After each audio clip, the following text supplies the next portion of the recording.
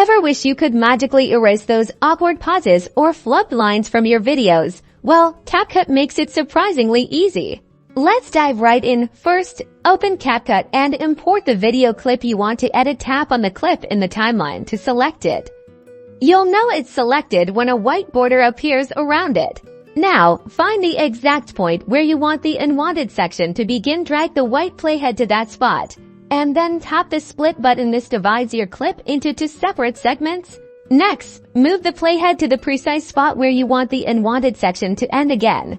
Tap the split button now. The part you want to remove is isolated as its own little segment. See that isolated segment? Tap on it to select it, then look for the delete button. It looks like a trash can. Tap delete, and poof, it's gone. Capcut automatically joins the remaining clips together, creating a smooth transition. Play it back to make sure the cut is clean and natural.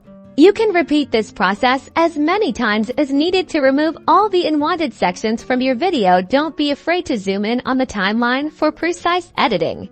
And that's it. You've successfully cut out part of a video clip in Capcut. Now you can create polished, professional videos in minutes. Be sure to like and subscribe for more Capcut tips and tricks.